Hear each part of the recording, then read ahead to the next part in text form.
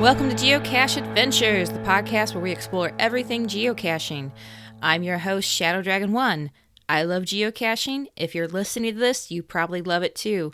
If you enjoy the podcast, consider sharing it with somebody that you think would love it. You can also follow the podcast on Instagram and Facebook, and there's a Facebook group as well, so you can join in the fun and share your adventures. There's also a Patreon page that you can join and unlock exclusive content. Hi everybody, Amy Shadow Dragon 1 here, and with me today is Halemeister from the Geocaching with Halemeister YouTube channel. Thank you so much for joining me today. Well, thank you. It's good to be on the Geocache Adventures podcast. Well, thank you. So to get started, how did you get started into geocaching? It's kind of a weird story. I probably have one of the most unique stories, possibly, perhaps. I found myself unemployed, laid off from work in 2009, and I was surfing Facebook. Facebook was new to me at the time, and I was getting ready to be a father for the first time back then. My son is now 13 years old. And so I was surfing Facebook and just trying to pass away time in between looking for jobs. And one of my Facebook friends, who I didn't know, the only reason I had Facebook befriended him was to level up in a game, an online game that was playing on Facebook. So I just started randomizing, getting new friends from different places for this game. And one of them, the guy started mentioning geocaching. So I just scrolled on through and everything. And after about a week or two of seeing this guy mention geocaching, I finally asked, okay, what is this geocaching you're talking about? And he told me what it was and how I could get started. And the rest is history. I set up an account probably about 2 or 3 weeks later after that. And I didn't go find my first geocache for a few months. But yeah, that's how I found out about it, was very indirectly and very unsuspectingly, and that's how I became a geocacher. That is kind of a roundabout way of finding that out. Yeah. Very interesting. hmm So for anybody that may not be familiar with your YouTube channel, can you tell us a little bit about it and what it is? Well, my YouTube channel is based wholly on geocaching and my adventures with it, and the friends I make along the way and the places I visit. But it also, I like to travel and show not only things around my area, but things like when I travel to mega events or go to long distance vacations or things like that. Of course, there's always geocaching involved in those travels. So I like to showcase high favorited geocaches or cool locations or things like that. It's a family friendly video channel on YouTube, and my goal is to not only help people find geocaching, but also to entertain while I'm doing that. How long have you been doing this vlog? I've been putting my adventures on YouTube since 2017. I started right around the time that Geo Woodstock in Waynesville, North Carolina was happening. That's right around the time I started. So why did you start the vlog?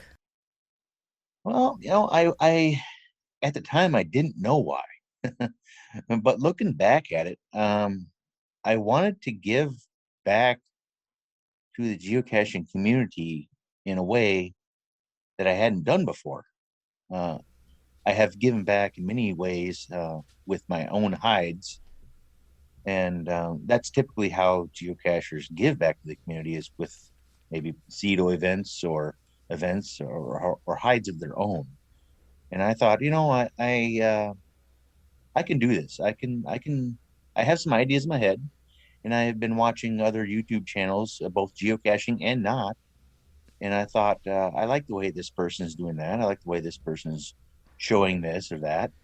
And I think I could probably do something like that and relate it to geocaching, which is a passion of mine. Very cool. Mhm. Now, there are a lot of different vlogs out there. a lot of geocaching ones too. So what makes your vlog different from other geocaching vlogs that we may know? Oh, that's a pretty good question, and one to definitely ponder over for a minute. Because I know many of the geocaching vloggers that are in the geocaching network, and we basically all kind of basically do the same thing. We all take you to a location. We all like to show a fantastic hide, or maybe even meet a cache owner or something like that. And of course, we all, most of the time, I should add that, we all like to find the geocache and show that as well. So what makes mine different is kind of a difficult question. The only thing I can think of is Mr. Bill.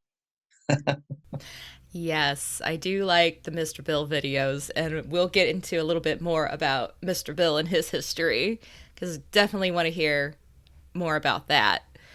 Okay. But some more basic info on the channel. How often do you post videos? Um, right now, and for the past couple years, I've been doing it. I post a new video every 2 weeks. Now, when I first started out 5 years ago, it was an every week thing. And looking back at that now, I'm like, I don't even know how I did that. How did I keep up with that demand?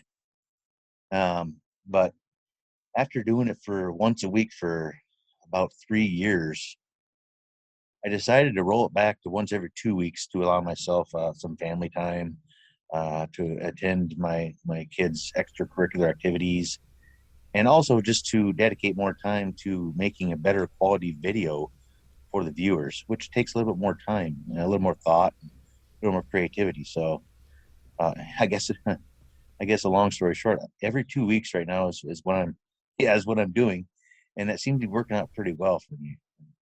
How do you pick what kind of geocaches or which geocaches to go target?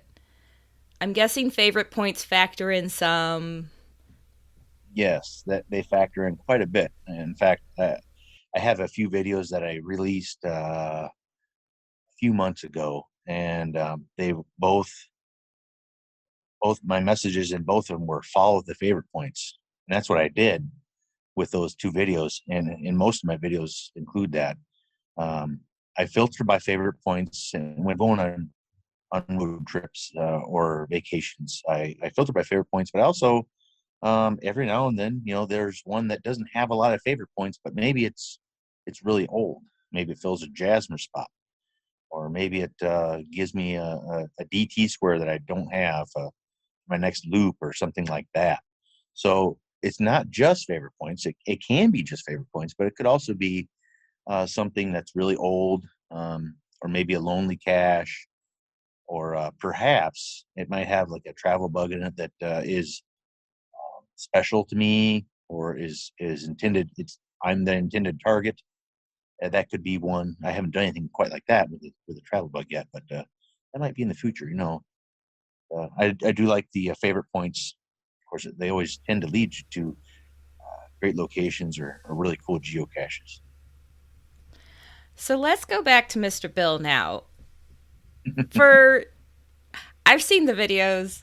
I love Mr. Bill, but for somebody who isn't familiar with Mr. Bill, can you sort of explain who Mr. Bill is and how Mr. Bill got started? Well, Mr. Bill, for those who are probably my age or maybe a little bit older, and I don't want to date myself too bad here, but back in the 70s and maybe 80s, early 80s perhaps, there was a character on Saturday Night Live, a little claymation character named Mr. Bill, and Mr. Bill always got into trouble. Wherever he went, he always ended up getting hurt, run over by a car or whatever it was. And I've always thought that Mr. Bill was funny. And so when I went to an event in Wisconsin, a few years ago, I saw a Mr. Bill trackable on the table. It was a Mr. Bill doll, probably about 3 or 4 inches tall, had a hole drilled through him, and there was a trackable tag on it, and it looked brand new. The doll looked brand new. So I picked it up and I punched in the trackable number, and sure enough, I was the first one to pick it up. It had just been released by its owner. And so I'm like, yeah, cool. I'll take Mr. Bill, and I'll move him somewhere, just like I like to do with other trackables. No problem. Well, I had Mr. Bill about a week or two, and I got to thinking, wait a minute. I have a friend that was coming to visit, Neil Moore from Cache Tales. He was coming from Michigan, and we were going to go geocaching. I thought, wouldn't it be fun if I took this Mr. Bill doll and we had a Mr. Bill adventure? Maybe we could get him hurt somehow on this adventure. Maybe we could do something fun with Mr. Bill. But of course, I didn't want to ruin somebody's trackable. So of course, I contacted the owner, and they gave me the okay. And I was real careful with them. So thanks to Hack One of Two up in Wisconsin for allowing me to do that, which really started off something that I didn't envision at first. So I contacted Neil Moore and I said, hey, I have this trackable where I want to take it on some misadventures, Mr. Bill trackable. And he says, well, you need a stunt double. I'm like, oh, that's a great idea. I'll see if I can find one before you arrive. He says, I'll buy it and I'll bring it, no problem. I'm like, okay, all right, well, that's cool. So he bought it and brought it with, gave it to me, and we went on a trail walk, and Mr. Bill got into some trouble. Of course, he fell down a hole and got stepped on, and got slammed in an ammo can, all sorts of fun stuff. But so that's how Mr. Bill came to be. Uh, Once again, kind of a inadvertent encounter at a geocaching event. So that's how he is. That's why I have Mr. Bill. How often does Mr. Bill show up in his misadventures of geocaching? And now, you know, some people probably want more Mr. Bill and less Halemeister. I'm pretty sure about that, and I get it, but I don't want to overdo Mr. Bill. He's just a little guy, and you can't hurt him too much. And I don't want him going on strike on me. So, but it seems like just when I have an idea at the top of my head of something I can do with Mr. Bill, maybe once every couple months or something like that. Just when I make a video with him, it's always fun to come up with something I can get him into trouble with. How long have you had Mr. Bill now? Hmm.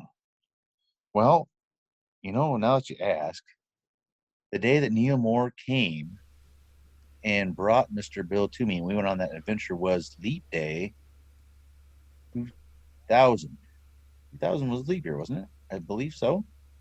Yeah, yeah. Leap Day 2000. 2000? Yeah, I think so. You didn't start geocaching until 2009. No, I'm sorry, 2020. Okay. Oh my gosh. Wow. It's like that math wasn't working out quite right. Yeah, well, mine either, apparently. Wow. Better stick with the vlogs, huh?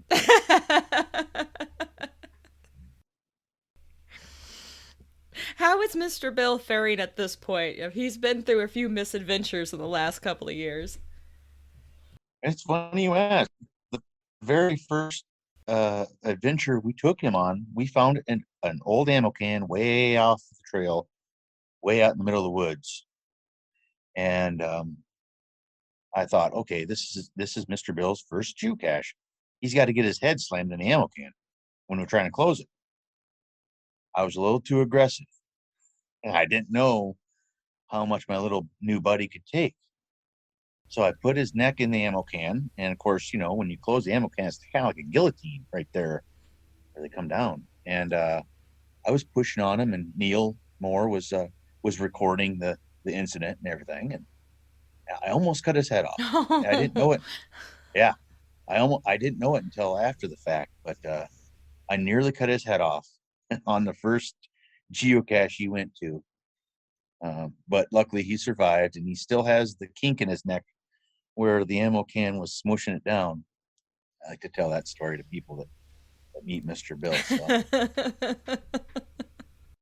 Other than that, Mr. Bill's been thrown down the trail, a bike trail. He's been stepped on. He's been dropped from railroad bridges, 30 or 40 feet downfall. He's been, he's had all sorts of stuff done to him. I can't even think right now. It's a lot of different things, and more to come too. Mr. Bill is definitely a fun little side adventure or side story of your YouTube channel for sure. When you're going to these places, how often are you getting to actually travel to geocache and vlog? For big events and stuff, I typically go to like historically the last several years been maybe 2 or 3 megas a year.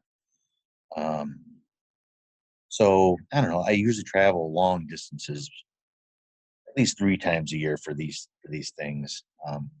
But staying around my home area, and I say my home area, I would say within 100 miles. That could include the Chicago suburbs or up to Madison, Wisconsin, or even as far as the eastern edge of Iowa.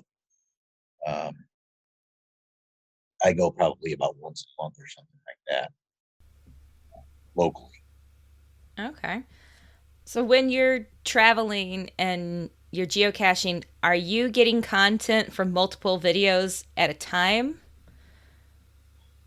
Yeah, because I only go like once a month on average. I will try to shoot 2 or 3, sometimes more videos an outing if I can, if it calls for it in the area and the geocaches I'm going to call for it. Yeah.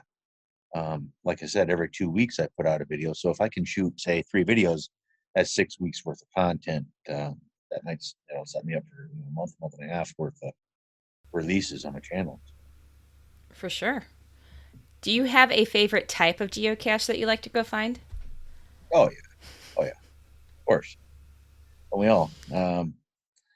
I I like. Well, let me just say I like all sorts of geocaches, but my favorite geocache to find is got to be a gadget cache, and it gives me the reason to create a story around it, or maybe to draw intrigue from the viewer on what's going to happen next. How is this locked up? How is he going to get into it? Can he get into it?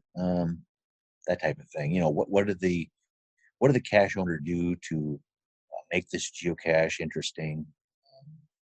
Things like that.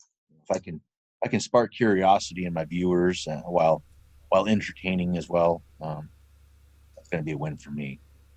Have you ever found a gadget cache that you couldn't get into? Hmm. Sure, there has been one. That's a good question. Right off the top of my head, I can't think of anything. Nothing really sticks out. There's got to be at least one, I'm sure, but I can't think of any. No, Do you have a most memorable find or a favorite find that you've had? man, there have been so many. Uh, well, I'll tell you. Down, let's see, where was it? I'm gonna say Central Illinois somewhere. There was oh, when Moga was down in Lake Shelbyville, Illinois, there was a cache there by Major Boothroyd, and I think he has since moved to Florida, but he lived in that area at the time, or I think he lived in Decatur, Illinois, perhaps. But anyway, he made a bunch of gadget caches, and gadget caches were kind of a new thing back then when Moga was there in 2013, I believe it was.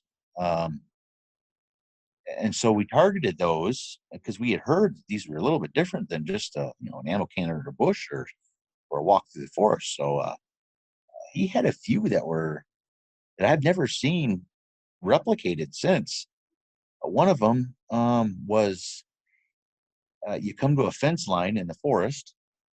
Obviously, the property ends, and on the other side of the fence was probably about 20 feet, and maybe not that far, maybe 10 feet away from where you were standing, were some buckets with PVC tubes sticking out.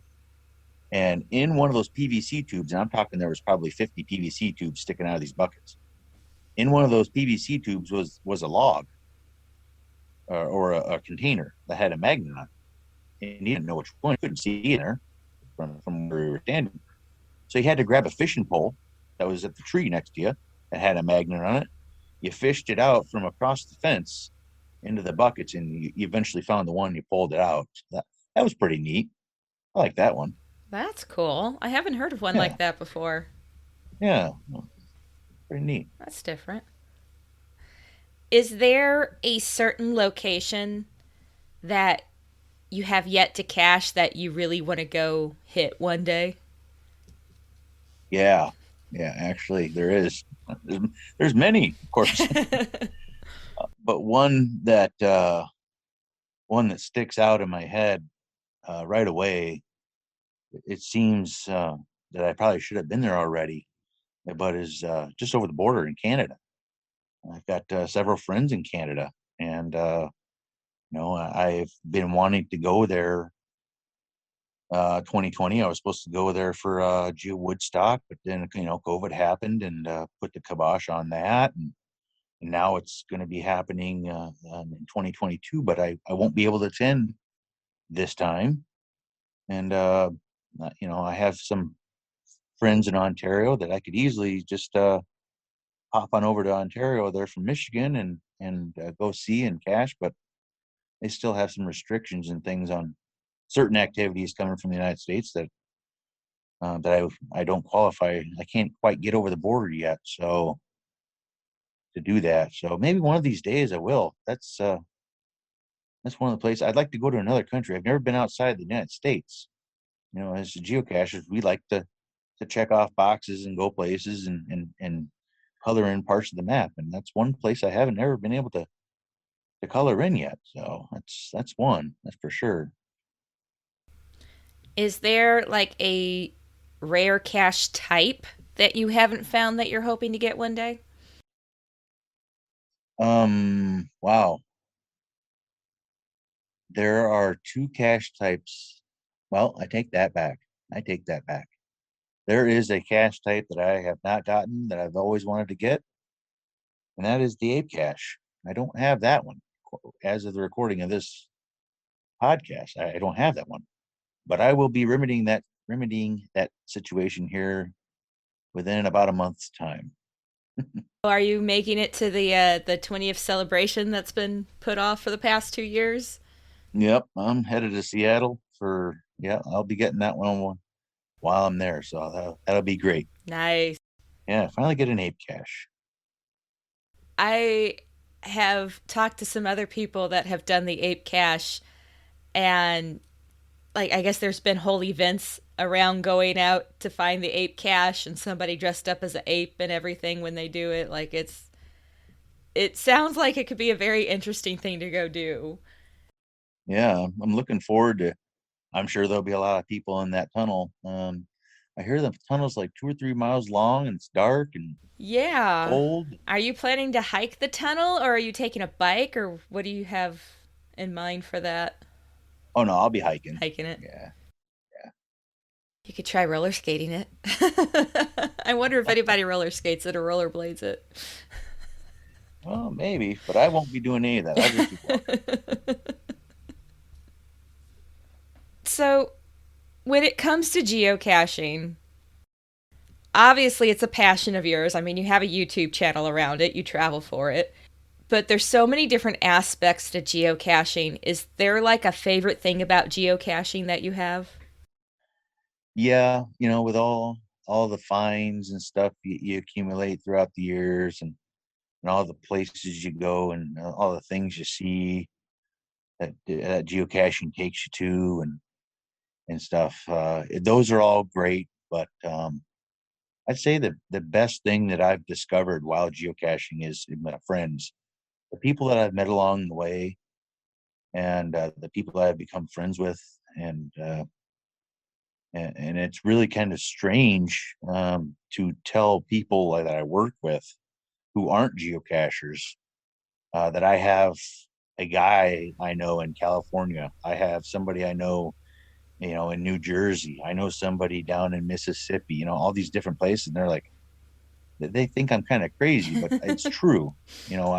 I do have these friends in faraway lands that I like to see at these mega events, and sometimes I share like an Airbnb with these people, or we go caching, and I meet some of their friends, and we become friends. So it's got to be the people for me, that make this fun and make it worth doing. I mean, sure, a hike on a lonely trail out in the middle of the woods is sometimes what you need alone.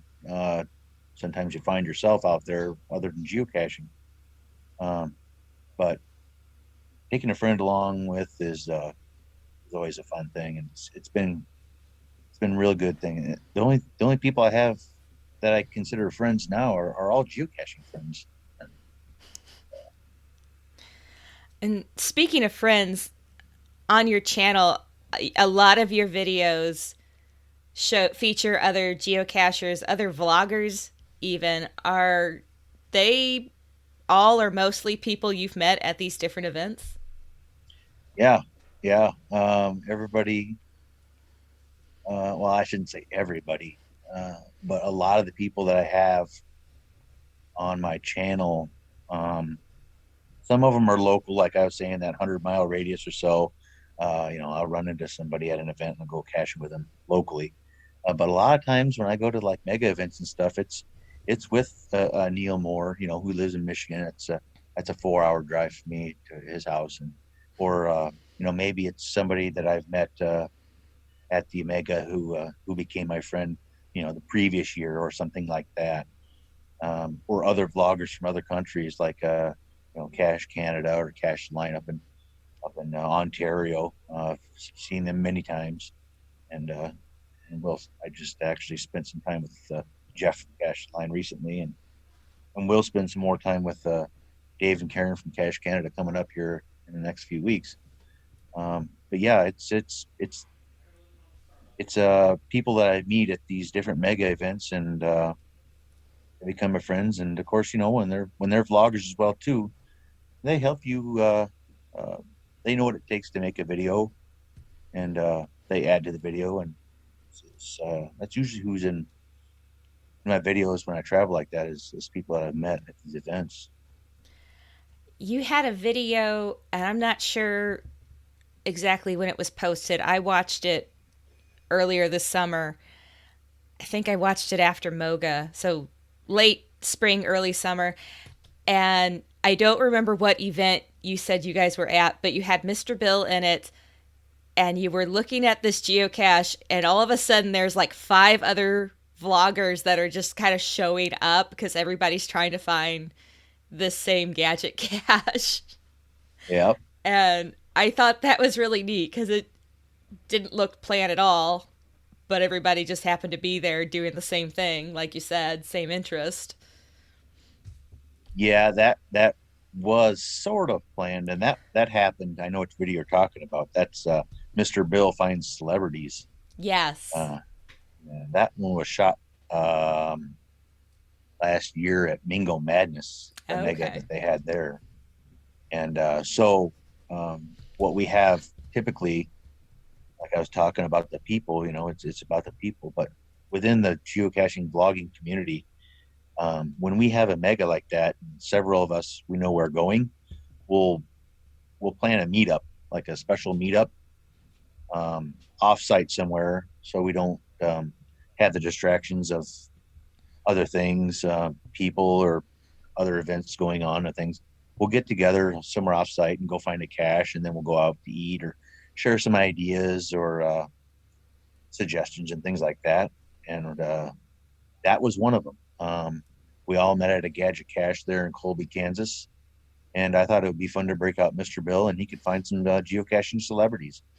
Those are all people who make videos for the geocaching network on YouTube as well too. All those people on that video. So this is probably an unfair question to ask, but I'm going to ask you anyways. Okay. Besides geocaching with Halemeister, what is your favorite geocaching vlog? Hmm. Yeah, you're gonna put me on the spot. Um, I've been watching a lot of a vlog that I was introduced to just a few months ago. I guess it's been 6 or 7 months ago now. I was introduced to a travel vlog called The Adventures of A and K, and it's Adam and Catherine is their names, and they're from Texas, and they're currently traveling to Alaska, and they live in a van. They've converted a van into a little RV type thing, and ever since I started watching this vlog with Adam and Catherine, I've noticed that I've come to learn that van life is something that's a lot more prevalent that really I didn't know. I didn't know how prevalent it was. It's quite a community they have. Um, but Adam and Catherine, they're like I said, going up to Alaska right now. And but in previous years, they've driven from Texas to the New England states and all over the South and things. And they do a great job in showing where they're at and what they're doing. And usually they stop for something good to eat, and they like to taste the local fare and everything. So that's right up my alley. The only thing they don't do is geocache. They're missing an opportunity here. They are. They are. How did you find out about that blog? On a geocaching podcast. Yep. Yep. That's great. Yep. Do you have any advice for somebody that's starting a blog or is new to vlogging that you could share with us? Hang with it. It's going to be rough goings at first. I can attest to that. If you watch some of my earlier videos, yeah, it was rough going. That's for sure. But yeah, hang with it. Practice will make you better. Like I said earlier, I started out, I was making a video once a week. And like I said, I don't know how I got through that once a week for like 3 years. I put out videos, but it was that once a week for 3 years that made me who I am today. That gave me the knowledge on how to run my editor and to what I want to do when I go out and shoot and how to edit and how to choose the music and things like that. If I didn't do it quite as often back then, um, my videos would probably be a little bit more rougher than they are today. So it definitely hang with it and just it's like anything else, practice makes better. For sure. Mm-hmm. Do you have any geocaching advice you'd like to share with us? Well, always carry bug spray. That's for sure. Sunscreen if you're like me and don't have any hair up top. I've had many sunburns up there, and it really hurts pretty bad. But as for somebody that's starting geocaching, I would once again I'd say stick with that. You're not going to find your first one, maybe. Your first 100 are going to be probably the hardest. But for somebody that's experienced, I would just say, to always carry a first aid kit, sunblock, sunscreen, or bug spray, wear pants, and good sturdy boots. Funny story about that is I say always wear pants, but I was just down in Tennessee and I went for a geocache out in the woods and I was wearing shorts because it was so hot down there. I just couldn't think about wearing pants, so I wore shorts that day, and I only went for just one walk in the woods that day. I got chiggers. Ooh. So, because I wasn't wearing pants. Oof. The Phantom Menace chiggers. Mm-hmm. Oof. Did you have a cache to highlight with us today? Yeah, I do. I'd like to highlight GC9E5E. It's called Dr. Evermore and Lady Eleanor. It's up in Wisconsin. And it's one I found probably about 10 years ago. And it's a traditional cache. And it's located near, it's located south of Baraboo, Wisconsin, probably about 20 miles or so, I'd say. And what makes this what makes that cache so great? Well, currently it has over 370 favorite point, but what makes it so great is it's at a sculpture park, and the the the Dr. Evermore part of the title of that cache is a character from a man named Tom Avery, or is it Tom Avery? I think his name was Tom Avery. He's deceased now. Died, I think, a couple years ago. But he had an alter ego, and his alter ego wanted to be blasted off into space using like a magnetic blaster or something. Some really kind of far out thing. Um, and he used to work at if I'm not mistaken, if I read the story right, he used to work in like scrap collections or something like that around Wisconsin. Okay. So yeah, and he owns right there behind a like a resale store. Is this scrapyard um, sculpture park that he built? And as you're walking around looking at it, you can tell all these things are made out of different scrap pieces. It's really something to see. But the centerpiece of the scrapyard is the Forevertron machine that he built, and that's the thing that he wanted to be blasted off into space with, or his character wanted to be blasted off into space with the Forevertron machine. It's really something neat. It's you should Google it when you get off here. And anybody listening, if you haven't heard of the Forevertron, it's like the largest scrap sculpture in the United States. I believe it is. Oh. It's like 300 tons, like 100 feet wide, or something like that. I can't remember the exact dimensions on it, but it's pretty neat and amazing to think that this guy dedicated his time to put this all together to make it look like it did. It's quite the it's quite the thing to see. That's for sure. That's cool. It sounds like a really Yeah, interesting place. yeah, yeah. It is. Okay, that leads me to another question. If you had to pick, would you rather have an interesting cache or an interesting location? Good question. Good question. I'm gonna say an interesting location. Uh, why I say that? I don't know. I'm not sure. It's a hard question. But as I think about all the cool places I've been, there's definitely been some really good geocaches, but it's always usually about the places and the people that is for me. Yeah.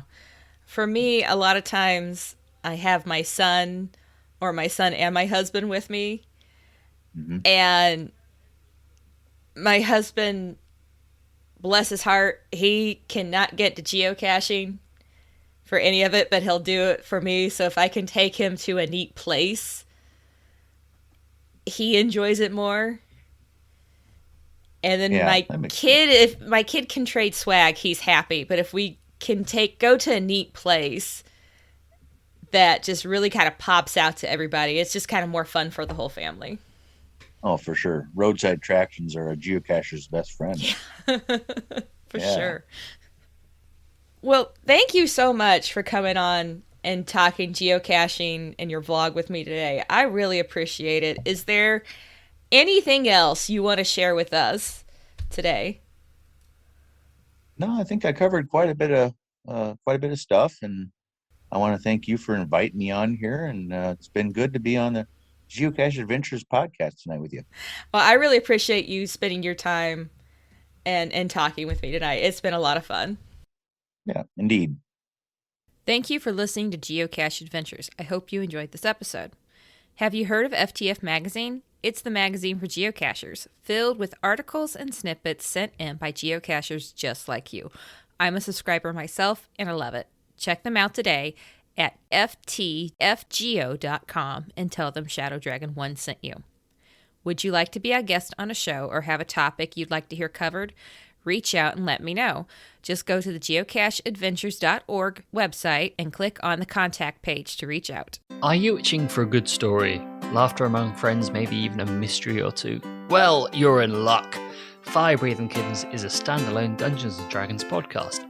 Each episode is a separate 3-hour long story, like a movie for your ears, so you can listen to these adventures in any order you like. So join us on a real play D&D quest as we solve mysteries, attempt comedic banter, and enjoy friendship.